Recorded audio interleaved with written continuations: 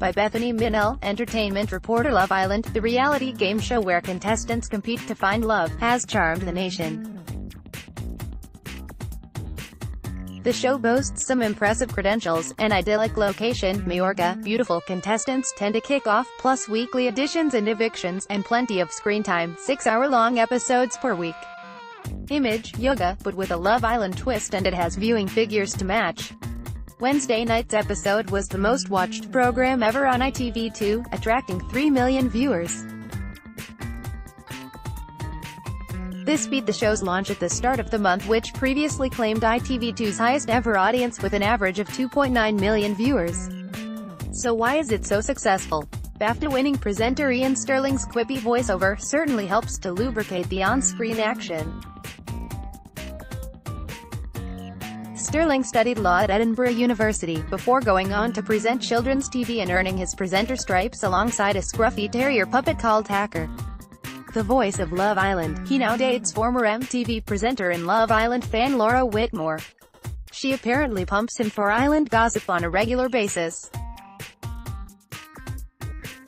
Image, Donnie Dyer with bureau salesman Jack Fincham, and she's not the only celebrity fan. Ex-Oasis frontman Liam Gallagher, rapper Stormzy, who made a surprise appearance on Series 3, and DJ Nick Grimshaw have all expressed a liking for the reality show. There's even the odd minor celebrity thrown in to give it a little stardust, with Danny Dyer's daughter Donnie, yes, really, one of the favorites to win. The highest-rated show across all channels in its 9 p.m. time slot, it's not just the Britons who love it. Love Island is now produced in 7 other countries. Within 24 hours of launching last month, Love Island Australia received the largest catch-up service ratings for an Australian reality TV show ever. Image, when Megan chose Isle over Alex, people were not pleased with 3 successful series behind it. It even took home a BAFTA earlier this year, winning the award for Best Reality Show, paving the way for this series' success.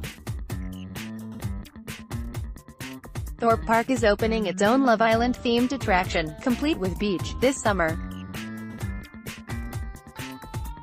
And more than one university student has even written their dissertation on the reality show. Adams' gaslighting of Rosie led to accusations of emotional abuse from domestic abuse charity Women's Aid. When Niall, a construction worker from Coventry, made an unexpected exit due to personal reasons, concern was palpable across the country. Wait, what? Niall has quit? Stella Creasy, at Stella Creasy, June 12, 2018. Labour MP Stella Creasy tweeted amid the Brexit votes to say she hoped he was alright. The show even has its own underdog. Unlucky in Love Alex, Anna. When Megan, an ex-erotic dancer from Essex, chose former pop star Isle, who has since been evicted, over the NHS medic, there was outrage across the country. Dr. Alex finding a girlfriend has become a talking point in tabloids and office kitchens across the UK. Image, dishy Dr. Alex is finding it harder than most to couple up. One fan explained her newfound love for the show. It's the first series I've ever watched, but I'm addicted. It's the same appeal as Big Brother. Seeing into people's lives, into relationships which are normally secret. You know they're not real, but it doesn't matter. Plus, as a girl, you get to see how the men act when they are with a date, and then how their behavior changes when they are with their friends. And then again, how that dynamic changes when they interact with the girls' mates. It's on 6 nights a week, but I wish it was 7. I look forward to 9 p.m. Most of my friends watch it too. And every episode ends on a cliffhanger, so you have to watch it the next day. The world, it seems, cannot get enough. With show recently commissioned in Denmark, Finland and Norway, there will be a version of Love Island on somewhere around the world every single day between now and Christmas. Image, morning after podcast presented Ariel Free bagged the job of her dreams, a daily Love Island podcast which dissects each night's antics, presented by one half of last year's winning couple Kem Subnay and DJ Ariel Free, has barely been out of the top spot on the iTunes podcast chart since launching at the end of May. Free, who once appeared in one of the Harry Potter films and briefly worked as a foot model, landed the job as morning after podcast host after throwing her own Love Island final party last year. A true Love Island fan, she puts the success of the show down to its authenticity. It's a real insight into how we function as adults when it comes to dating.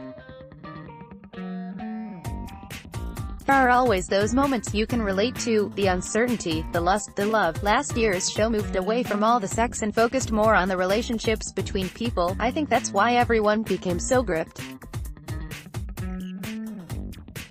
You want them to fall in love, you want them to work, and you're always rooting for someone or a couple.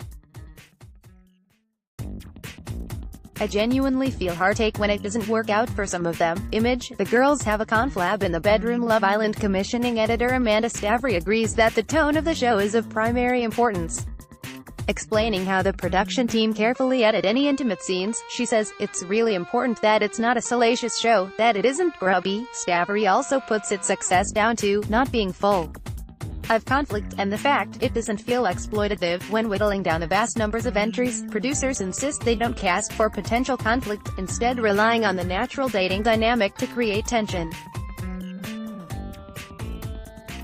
Some 85,000 people applied to be on the show this year, more than double the number of applicants for Oxbridge.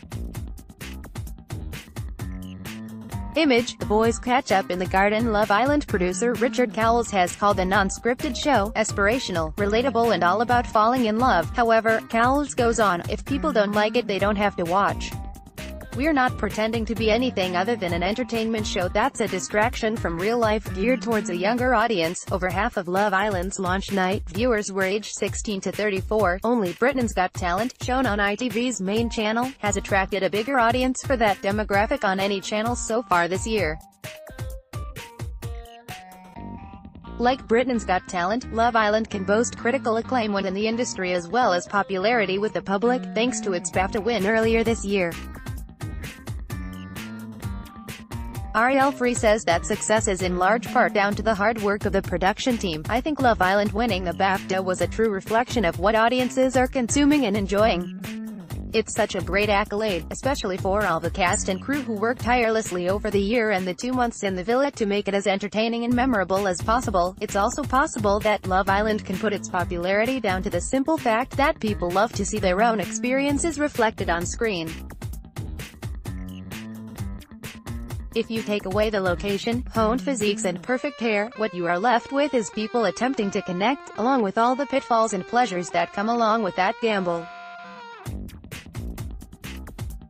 As Free puts it, "Sometimes we act so differently when we meet someone we like, and to see others be exactly the same gives you a reassurance or a lightbulb moment that it's a natural human reaction."